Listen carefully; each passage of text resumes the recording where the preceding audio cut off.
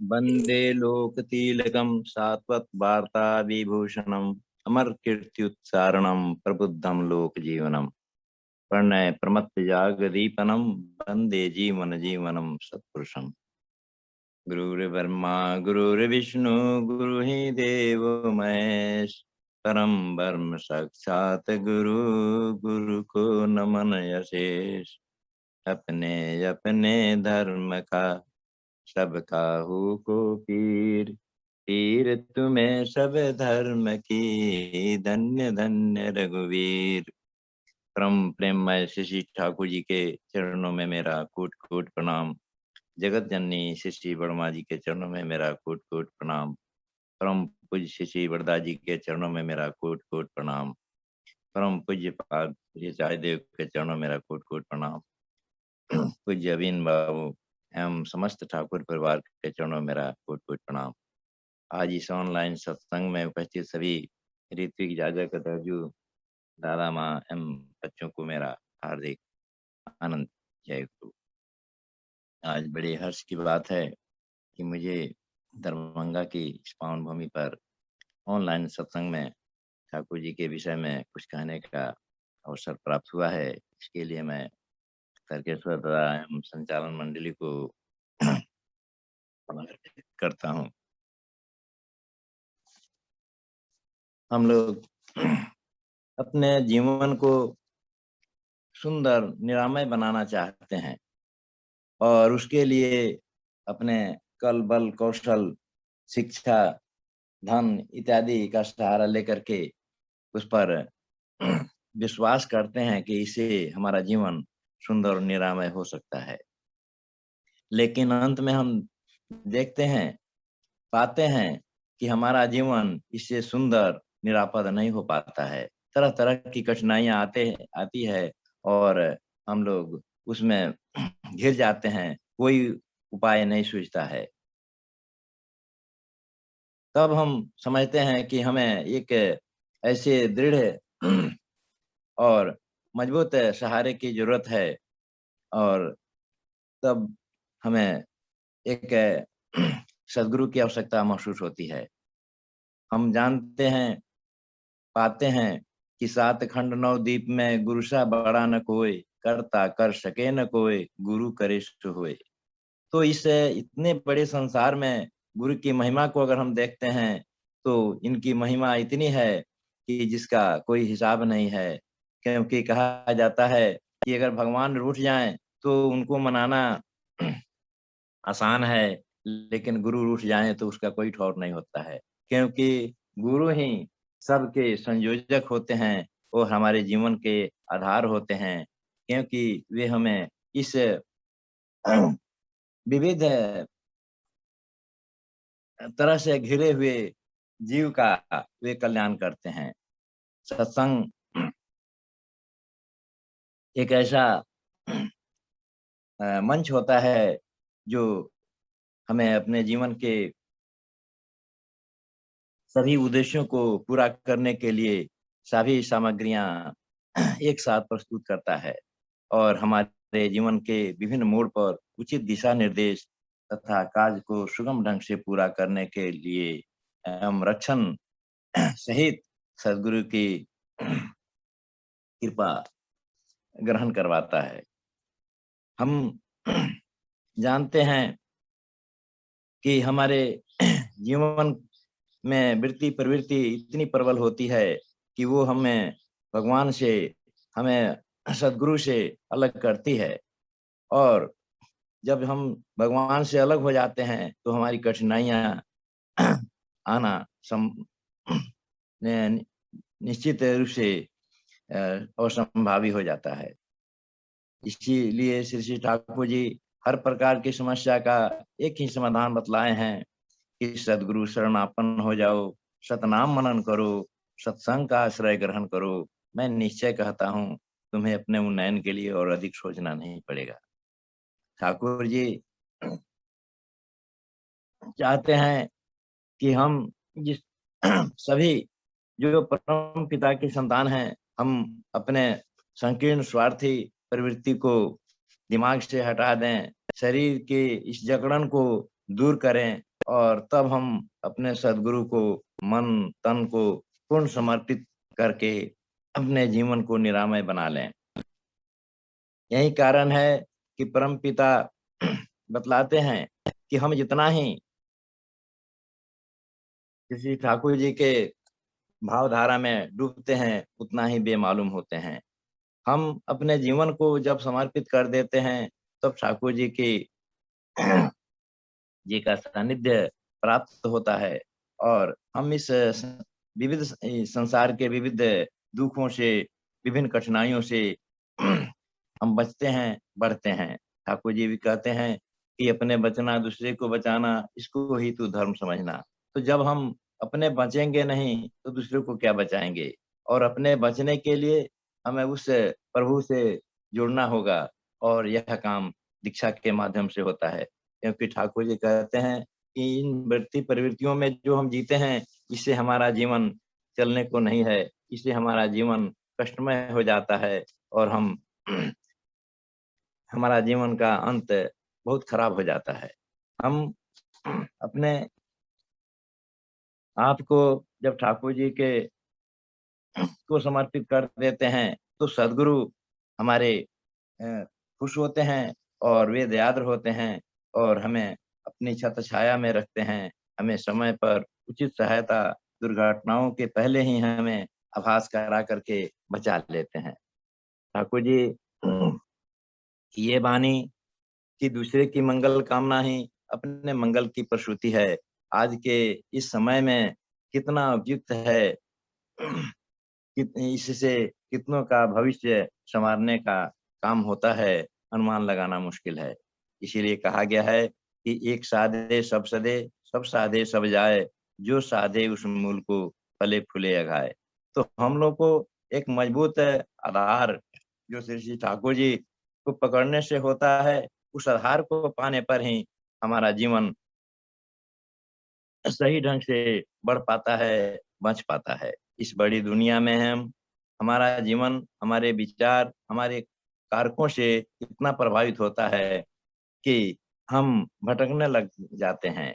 इसी दुविधा को दूर करने हेतु श्री ठाकुर जी कहते हैं कि अच्छी संगति से ही श्रद्धा आती है, श्रद्धा के फलस्वरूप दृष्टि दोष दूर होता है। यानी अच्छा को बुरा और बुरा को अच्छा देखने की प्रवृत्ति जाती रहती है, तब हम में विश्वास पक्का होता है और पक्का विश्वास होने पर प्रेम आता है, और जब प्रेम हमारे पास आ जाता है तो ठाकुर जी कहते हैं कि दुनिया का ये सबसे बड़ा निरापद हथियार है, जिससे दुनिया के हर समस्या का समाधान संभव है। श्री ठाकुर जी पुण्य पोथी में बतलाए हैं कि लव एंड नाम can conquer the universe because universe is I। ये कहते हैं कि प्रेम और नाम करने से हम दुनिया को, पूरे ब्रह्मांड को जीत सकते हैं, क्योंकि ब्रह्मांड मैं ही हूँ। Love is heaven and heaven is love. इस दुनिया में लोग कहता है कि स्वर्ग है तो स्वर्ग है कहाँ? स्वर्ग कोई आकाश में, पाताल में नहीं है। जब हम प्रेम करते हैं, उस प्रेम में ही हमारा स्वर्ग होता है। इस प्रेम के अधीन जब हम होते हैं तो हमें सब कुछ सुंदर दिखाई पड़ता है। फिर कहते हैं ठाकुर जी कि love does not consider anything impossible. प्रेम ऐसा चीज है जिससे कुछ भी संभव नहीं है। हर युग में, हर रोग में वो ऐसा काम करता है कि लगता ही नहीं है कि उसका कितना प्रभाव है। उसके विविध प्रभाव को अगर जानना है तो ठाकुर जी की दीक्षा के बाद जब हम उनके भावधारा में चलते हैं और हम में जब प्रेम आता है, उस प्रेम को पाते ही हम पाते हैं कि हम इस पृथ्वी पर रहते हुए, इस कलयुग में रहते हुए भी हम सतयुग का आनंद लेते हैं। ठाकुर इसके पहले भी बहुत से कवि कह गए हैं कि दुनिया में सब कुछ होने के बाद भी अगर कुछ बाकी है तो वो प्रेम होता है। क्योंकि कहा गया है कि पोथी पढ़ पढ़ जगमुआ, पंडित हुआ न कोई, ढाई अक्षर प्रेम का पढ़े सो पंडित होए। ये दुनिया में जितने भी पढ़ाई कर लें, जितना भी धन अर्जन कर लें, जितना भी कुछ अपना घर परिवार जितना भी कुछ कर लें, लेकिन जब तक प्रेम नहीं होता है वह अधूरा रहता है। ठाकुर जी की सत्यानुसरण में वाणी है कि यदि तुमने पढ़ करके ऐसी शक्ति प्राप्त कर ली है जिससे तुम पृथ्वी को तोड़ मोड़ कर टुकड़ा टुकड़ा कर सकते हो, सूर्य को कच्यूत कर सकते हो, लेकिन यदि तुम में प्रेम नहीं है तो तुम्हारा कुछ हुआ ही नहीं। कहने का मतलब कि इतने बड़े बड़े कार्यों के पीछे भी हम जा करके कुछ पा नहीं पाते हैं, लेकिन प्रेम जब आ जाता है तो हम हमारा जीवन सुंदर होता है। इसी प्रेम को सुंदर ढंग से परिभाषित करने के लिए, सुंदर उसका प्रभाव पाने के लिए हम लोग श्री ठाकुर जी की दीक्षा लेते हैं। और इस दीक्षा के बाद हम लोग अपने जीवन में जब उनके भाव धारा को अपनाते हैं, उसके जीवन में उसके उनके चलन को जब हम आयत करते हैं, तब हमें जीवन का असली स्वरूप दिखाई पड़ता है। संत तुलसीदास ने कलयुग में पाने दिए कि कलयुग केवल नाम आधारा, सुमिर सुमिर नर उतर ही पारा। तो उस समय जो जरूरत थी, उन्होंने कहा कि केवल नाम आधार से ही इस कलयुग में पार पाया जा सकता है। आज के समय की मांग के मुताबिक केवल नाम ही विशेष नहीं है, उसके साथ बीज मंत्र की आवश्यकता है, और वो बीज मंत्र जो ठाकुर जी दिए हैं वो दुनिया का सभी बीज मंत्रों का सार है। यानी उसमें भी कोई भी बीज मंत्र बाकी नहीं है।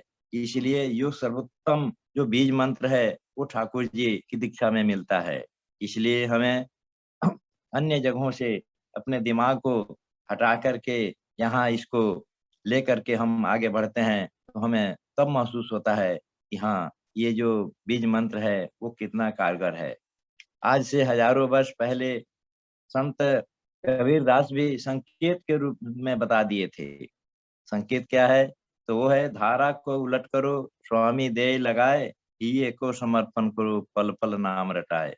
तो धारा को उलट देना है, और उलट करके जब स्वामी में जोड़ देते हैं तो वो बीज मंत्र जो बनता है उस समय वो बता दिए थे, जो ठाकुर जी की दीक्षा में हमें सुलभ है। अर्थात श्री ठाकुर जी कलयुग के सद्गुरु होंगे, और उनका विधान यानी सतमन कलयुग में अनेक समस्याओं के लिए संजीवनी का कार्य करेगा। बिल्कुल सच्ची बात है, इसमें किसी प्रकार की संशय की गुंजाइश नहीं है। हमें किसी तरह का इसमें शंका समाधान करने की कोई जरूरत नहीं है। श्री ठाकुर जी कहते हैं कि विश्वास कम होने पर हम सद्गुरु या सतपथ से दूर होते चले जाते हैं, और अंत में हम कष्ट में पड़ जाते हैं। लेकिन विश्वास पक्का होने पर हम सद्गुरु के करीब होते हैं, और उनके सानिध्य से हम जीवन की हर समस्या का समाधान आसानी से पा लेते हैं। यहाँ हम एक छोटी सी घटना का उल्लेख करना चाहेंगे। उत्तर प्रदेश के मिर्जापुर की एक घटना है। एक माता पिता जो दोनों सर्जन थे, उनका एक पुत्र पढ़ने में बड़ा तेज था, लेकिन होता यह था कि हर वर्ष वार्षिक परीक्षा में किसी न किसी दिन वो अचानक बुखार से पीड़ित हो जाता था। वो परीक्षा नहीं दे पाता था, और उस दिन की परीक्षा छूट जाती थी, और फिर उस बच्चे को उस विषय की परीक्षा ली जाती थी, और तब परीक्षा फल घोषित होता था, लेकिन वो हमेशा प्रथम होता था। ये क्रम प्रथम वर्ग से होते होते वो 8वें वर्ग में पहुंच गया। एक दिन माँ ने मन में सोचा कि यदि यही बात यदि आगे होती रही तो ये बोर्ड की परीक्षा कैसे पास करेगा, उसमें तो अनुपस्थित होने पर वो फेल हो जाएगा, और हम लोग कुछ कर नहीं पाएंगे। उसको बहुत से डॉक्टरों से उन्होंने दिखलाया, लेकिन किसी ने भी जांच के दौरान पाया कि इसको कुछ हुआ ही नहीं है। यह तो न परीक्षा से प्रभावित होता है, न इसको कोई भय है, फिर भी इसका ये अचानक कैसे हो जाता है, क्यों हो जाता है, कुछ कहना मुश्किल था। तो उन्होंने उन लोगों ने कहा कि इसको तो कुछ हुआ ही नहीं है, आप बिना वजह परेशान होती हैं। माँ को एक बात नहीं, एक बार नहीं, एक एक वर्ष की बात नहीं, कई वर्षों से ये इस चीज को वो देख रही थी, और ये जो आने वाला जो प्रॉब्लम था उसके विषय में जान करके काफी सशंकित थी। फिर उनको विचार में आया कि क्यों ना हम इस बच्चे को आचार्य देव के पास ले जाएं, उनसे ही आशीर्वाद लें, क्योंकि सभी जब दुनिया के लोग जब उसको हार मानते हैं, जब दुनिया के लोगों से वो बस की बात नहीं होती है, तो एकमात्र सहारा सद्गुरु हमारे होते हैं। ये विचार करके उस बच्चे को लेकर के वो आश्रम में गई, और आश्रम में जाने के बाद आचार्य देव अंदर बैठे हुए थे और कुछ लोग उनसे बातें कर रहे थे। दरवाजे पर एक व्यक्ति ने बताया कि जब वे लोग बाहर निकलेंगे तब आप बच्चे को लेकर के अंदर जा कर के अपना प्रश्न कीजिएगा। काफी धूप थी और माँ को बहुत तेज धूप लग रही थी, क्योंकि उन लोगों को चैम्बर में एसी में रहने की आदत थी।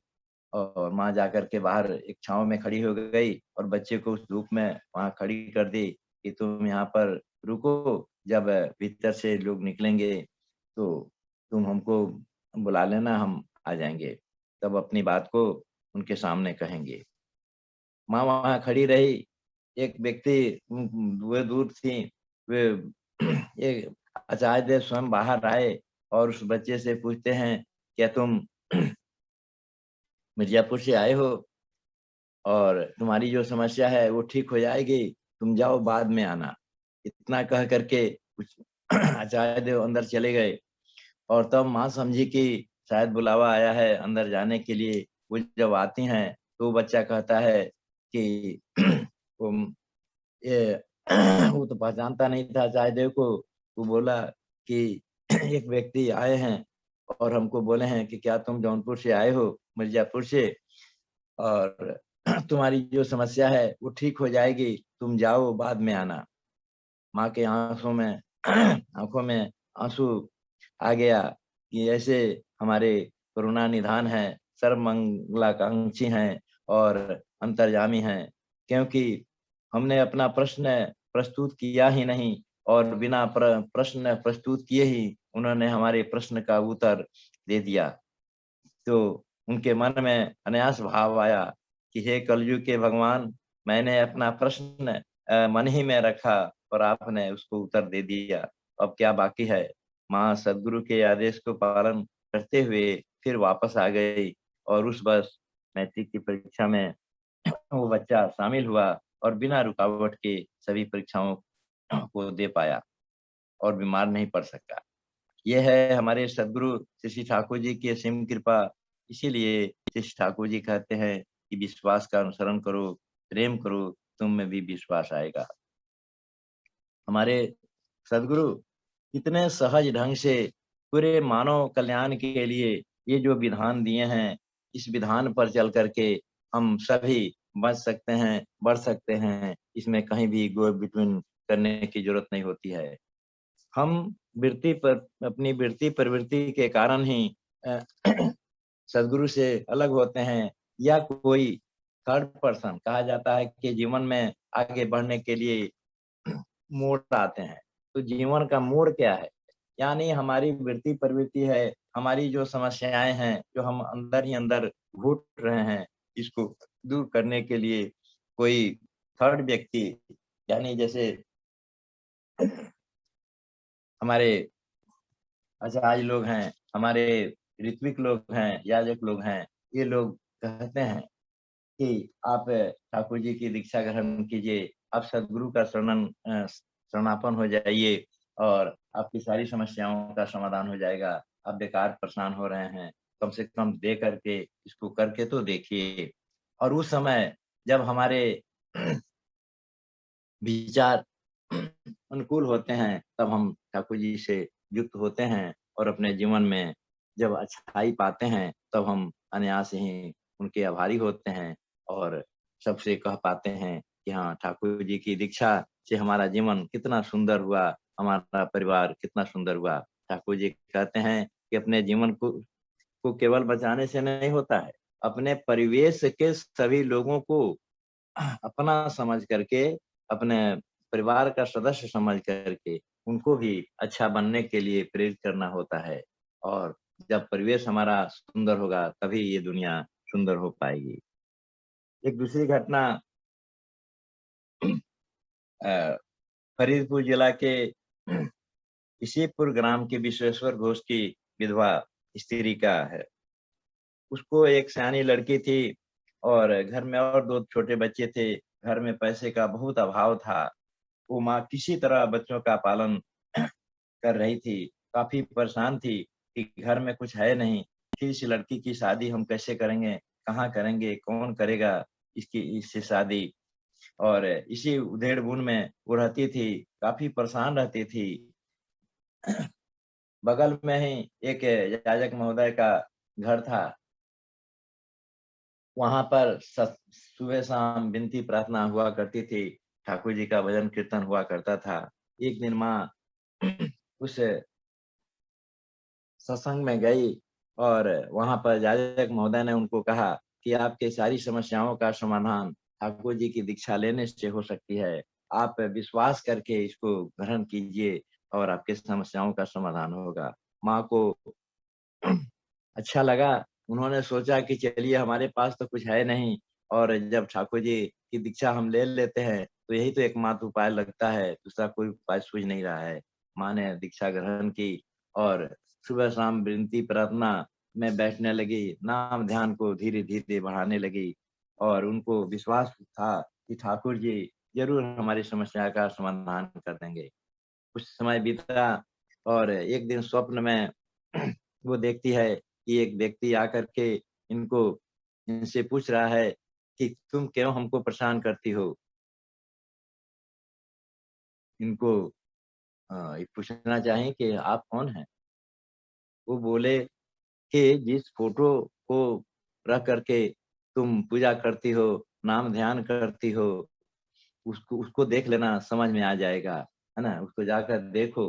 वो देखती हैं जाकर के फ़ोटो को स्वप्न में ही, तो देखते हैं कि ये तो ठाकुर जी हैं। फिर श्रद्धा हुआ कि भाई इनके लिए हम नाम ध्यान करते हैं और यही हमसे पूछ रहे हैं। तो जाकर चरणों में प्रणाम निवेदन किया और कहा तब ठाकुर जी अपने बगल में एक लड़के को दिखा करके बतलाए कि ये देखो इसी लड़के से तुम्हारी लड़की का शादी होगा और कह करके फिर उनका सपना टूट गया और उसके बाद कुछ समय बीता अपने मन की बात को मन ही में रखी थी कि चलिए ठाकुर जी की दया है ऐसी तो बोल दिए हैं अब क्या होगा। फिर कुछ ही दिनों के बाद उनका एक संबंधी आया और कहा कि अपने बेटी की शादी अमुक जगह करोगी। तो उन्होंने कहा कि सब आप देख लिए हैं?